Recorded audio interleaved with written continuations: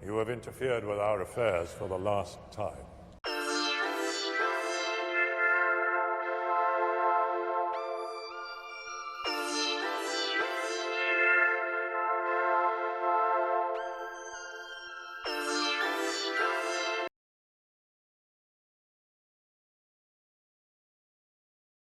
What's going on, man? It's your boy 2Benjii. West side raised, my area jumping. Benji glowed up, yeah, he done glowed up. Okay, so as far as what got me started, I've been rapping ever since I was in elementary school.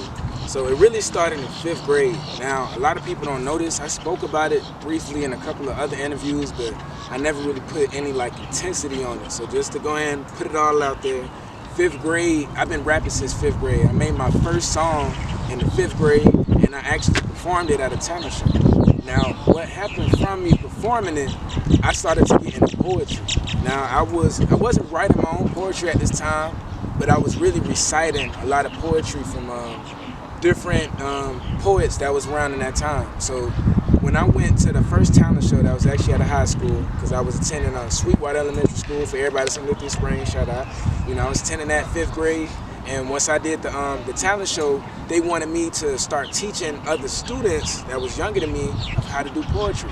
And that just started to grow for me as I matriculated through school.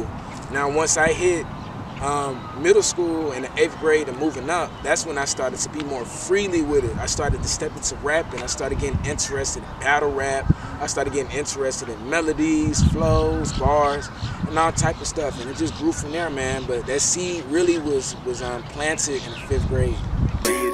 My new hella boy, we're working on something. My new hella boy, we're working on something. So as far as when I first started, like when I was in the 5th grade, they was very supportive, you know, but I think it was because they just seen it as, okay, you know, he doing a little Chris, he doing something. You know, they didn't think it was something that I would be taken seriously as I started to grow.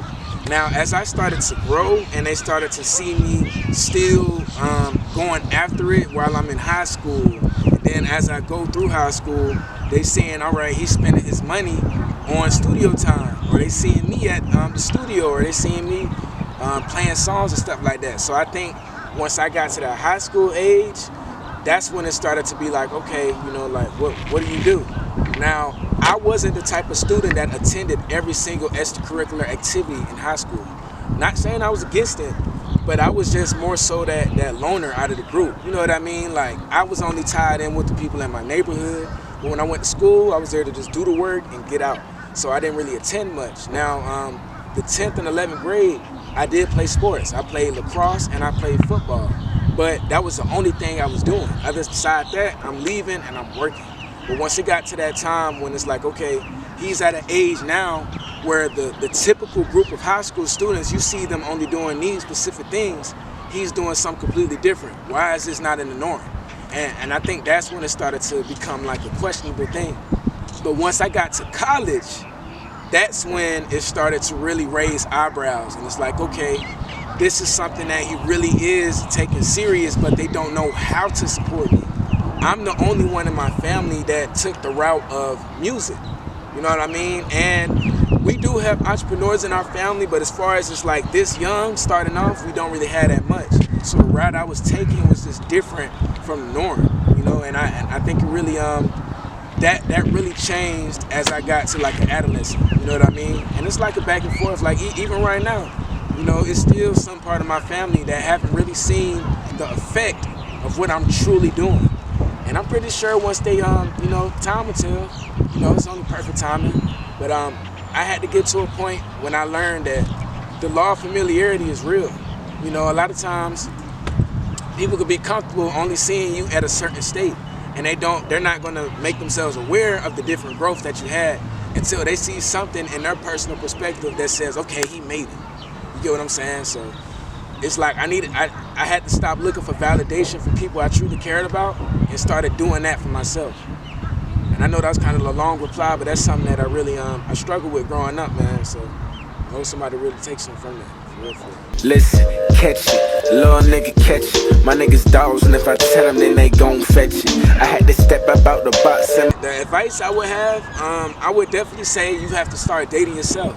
Now, when I say dating yourself, I mean literally, you know, and I mean really truly understanding that you have to be this person that you want to be to you so bad. You got to be that for you.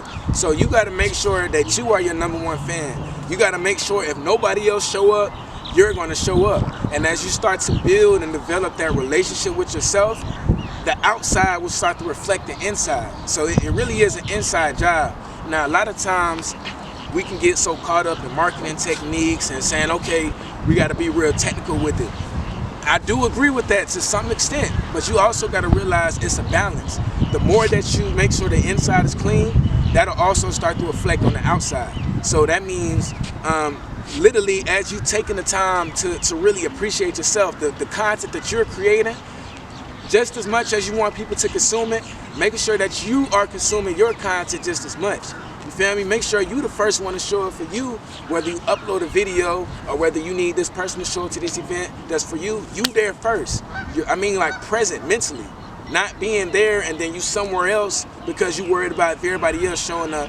You got to make sure that you that. And as you start to build that repertoire with yourself, the other people on the outside will start to see that and they will want to mirror that. Because they're like, man, the fact somebody can be that confident in their craft, it makes me want to be more confident. So I just leave it off with an important quote that I heard a while ago that's stuck with me for a while, and it's the key to any door is self-admission. So the door is only going to open once you admit yourself. You have to submit yourself. You know what I mean? And that's just something, you know, like that's straight to the point. The key through the door is self-admission. You got to open that door for you, and then everybody will follow. You know, so yeah, man. I just had a dream, I was in a bench room. Woke up in a caddy with the windows up. That's a scary sight, ain't gonna leave frozen. And the way that I know, I have to feel it. Now when I say I feel it, my intentions behind whatever that I'm doing, it has to be pure. So I got to make sure the project that I'm even doing is not for no impure reason. Like it got to make sure that it's aligning with my codes and my values that I'm standing on as a growing young man, especially in this world. So my intentions for making this project is not finna be to make sure I can make a certain amount of sales so I can broadcast it. My intentions for this project is to release this energy and hopefully I can change the mindsets and lives of a lot of people that's possibly experiencing that and needs to know how to overcome that. And that's when I know that this is something that needs to go out. Because the numbers is not something that makes me keep going. It's really the effect, it's the impact. You know what I mean? And that's what really, that's what matters to me. I truly believe that your intentions is what really is answered from the universe. So you gotta make sure your intentions is pure. So the way that I truly know something is once I release it and it feels extremely good on the inside. I feel good with what I put out, no matter what, and I'm standing 10 toes on that. That's when I know that it's something that has to feel good within my heart, you know, and that's where it comes from. The ones who traded over show no mercy. Protected by my ancestors, can't let them hurt me. All I know. Thanks, man. That's a great question, my brother. I say it's a balance. It's a balance. A lot of times, I know my music doesn't reach everybody at all times. I know some people, they may just hear its surface value, but I know once the time comes, when it's time for it to hit, it's going to hit. You know, and I take everything with a grain of salt. You know, like I come in with no expectations. You know what I'm saying? I come in with no expectations, and that dives back into what I was saying previously, like being pure about it. Like understanding whatever was said at that time is exactly what God wanted me to say at that time. And if it's going to resonate, it's going to resonate. It may hit now, or it may never hit. It may hit not now, but it may hit a week later, you know? And as long as that still hit though, even if it's 30 years later, as long as it still hit, I believe that's what it still makes sense. That's what it still worked for me. Because there's comments that teachers, other peers, that's been made to me a long time ago that I was possibly hard-headed and wasn't listening to at that time. But as I've been growing up, certain comments will come back in my mind. It's like, dang, I understand what he was telling me, or I understand what she was telling me at this time. I truly appreciate it. And me, being me, somebody like me, I'll go ahead and seek that person out to let them know, hey, something that you told me a long time ago. You may remember, you may not, but it's something that I truly appreciate because it's something that I've carried along through me growing through my my manhood now. You know, so I just take everything for what it is. I take everything as being everything, and just being assertive and standing on whatever was done at that time. You know, if I feel like I needed to say something more later on, then I got to make sure I speak up next time. I got to make sure I speak up because I'm the type of person, when I don't speak up, if I don't say something that needs to be said, or if I feel like I do too much, my body will let me know, you know. But that's a whole nother type of conversation. Here to stay, cause I've been on the road, I ain't slept in days, cause I refused to make a living at my mama place. I had to so it definitely is a process, and I believe that process comes with, for one, finding your tribe. Now, understanding that everybody has to go on their own individual journey. And once I'm releasing these different things, I understood from the very beginning what's possible things that can happen from this. Understanding I am being vulnerable and I'm putting out different things that is a part of my personal business or personal things that we may have going on that I just needed to express. But once I started to understand that there is so much truth that's hidden from the media that's broadcasted to us, we are in a day and age where we are overly marketed too. Now, if we are not being the people that's speaking up and standing on the truth, who else is going to do it? We got people that's being a spokesman of representation that really doesn't represent the majority of us. Not saying we got to agree with everything, not saying everything got to be kumbaya, but at the same time, we need both perspectives that's out there. And my day and age growing up, I'm 22 years old. Me growing up, I didn't see too much being broadcasted of the other perspective. It was only one side being shown. Y'all know that side I'm talking about, violence, negativity. That was being too much broadcasted. So what really helps me to be able to face the world is understanding that I could possibly change somebody's lives by words. That I could possibly be that person that I needed to have when I was younger, you know, to be able to hear me. And it's been working. As time grows by, I had to make sure I had to go through that journey. It was just me. But as I started to grow, I started to realize, yo, you're making a bigger impact that's bigger than you. And once you start to realize that, you start to form a tribe. You realize you are not alone. You aren't alone. And especially for people in my day and age, as being a young black male, I'm not trying to pull no card, but at the same time, everybody, we have all the odds stacked against us. So at this time, we need to make sure that we are unifying to the best of our capability. No matter if you're doing music, no matter if you're doing producing, podcasting, news reporting, we all need to make sure that we coming together and building each other up so we can make sure that we functioning at the highest to our capability. Because right now, we got to make sure that we're not downing each other. It don't matter what you do. If you do this, then you can be this person for my events. Or you can be this person for my events. We can work with each other and streamline and keep this stuff going. But we gotta get out of our heads and make sure that we not being so nervous and sharing what we're going through, because you never know who needs to hear that to overcome what they're overcoming. You know what I mean? And yeah, you know. one thing for sure, I'm putting the work. Left out my private November the 3rd. Fuck what you saying and fuck what you heard. My name come around like the rent on the 1st. Yeah, so now November 3rd, I was speaking on November 3rd, 2021. And you the first to ask me, and you the first to get the answer to this, because there was a lot of people wanting to know why. You know what I mean? So I give y'all the answer for sure. That was Rumors off of the album Truth Be Told. November the 3rd, I was speaking of 2021. I was attending Savannah State University at this time. During this time, it was a lot of rumors going on about me. Now, what rumors it was, I don't know. Being an artist, I can't be too caught up in what everybody has to say, because as you understand, once you are being you to the best of your capability, everybody will have an opinion on you because you are being you. You know what I mean? And during that time process, I was finding out more about myself and implementing those different things I've been wanting to implement my whole life. Now, me during that process, I had to get over people saying all type of things about me. At this time, I was running an organization. I was running 2 organizations. I was still being an artist, but still building up a collective group as well at the same time.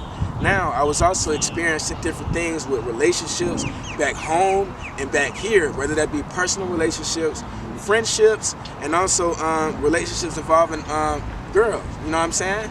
And during that time process, it was people who didn't appreciate me growing and understanding that I had to separate myself from them. You know, when you have to separate yourself from individuals because you just want to keep growing and you feel like they aren't adding any benefit to you, a lot of times they may not like that, you know what I mean? And that's when you understand that you got to keep pushing. I was experiencing people not liking that I wanted better for myself. I wanted to change my environment. And through that process, everybody just wanted to say whatsoever about me, not realizing, like, we already got the odds stacked against us. What if I'm going through some type of mental health stuff, you know what I mean, that I can't deal with? You know what I mean? And it's like, those things aren't thought about until it's the last minute. You feel me? So Rumors is just a song I had to get that stuff off. I had to get that stuff off because it was something that was it was really just bothering me, you know what I mean? So November the 3rd, I left me caring about everybody's opinion. That's what I left behind me, caring about everybody's opinion, and then understanding, look, man, you gotta make sure that you show up for you, and you got you, no matter what, you know? And that's the answer to that, brother. Cool as it gets, I'm moving it, bitch, I'm a fool with it. Benjamin back in the groove again. I'm in it, build on my hole again. Pray to the... Okay, so definitely had a couple of inspiring artists, but for sure, somebody who's definitely touched me, I would say Joey Badass. Joey Badass, for sure, was an amazing creative. I caught on to him in middle school. I really loved his wordplay, his inflection, his story. I felt like I really related to his story. You know, he was being real truthful. He was another brother that looked like me, you know, and I think seeing people that look like us in certain positions that we would like to either be in or have some type of experience in is something that can gain some type of inspiration. I put in the work and I was obvious, I'm prominent. No more locals talk the way we move, take over continents. I'm speaking life. We have a broadcast called Tribenet. It's partnered with Our Black Media Network. It's a media network. It deals with every single show that our community needs, whether it be financial literacy, entrepreneurship, artistry, the injustice, speaking about political stuff and speaking about the injustice within the criminal system that we got to deal with. And we have a radio show on there that speaks on music, spirituality, and basically just the different key tips and learning self-mastery. So the whole media field is what I would like to be in, because like I said, I understand how important it is for us to be able to make sure we are in control of what's being broadcasted, because the media controls the narrative. And once we understand that, we need to make sure that we are being a part of that narrative, so our people that's coming up underneath us can get the real, so we can make sure that we going through this journey the right way, you know? As far as new projects, I do have a new project, a tape that's coming out. Y'all the first that's gonna hear it. It is called The Lost Tales of a King. It's called The Lost Tales of a King. It's gonna be speaking about the growth and matriculation from being faced with your emotions and dealing with your emotions as a young black male through all these different experiences. Not only are you gonna get the music, but you're gonna get the images and the real body of context behind it, so you can put this stuff together seriously. I know a lot of young brothers and young sisters out there that's trying to do a lot of the same things that we are doing, and we got the blueprint for you. Foremost, in peace and blessings to everybody. Big shots out to Willie, man. I want to say I'm very grateful and appreciative for this moment. The questions that you asked me is something that lets me know that we still got people out here that care, you know, and people out here that need to be heard and so forth like that. So I'm very grateful, appreciative of this moment. Currently at this moment, I wouldn't be here if I didn't keep pushing forward. It was a lot of stuff that happened that tried to stop me and my team from making this happen, and we decided to keep pushing forward. And the outcome was exactly what we thought it was going to be, but better. So I want to just say the last message I leave with you all: keep pushing forward no matter what. God will always make a way. It's 2Benjii.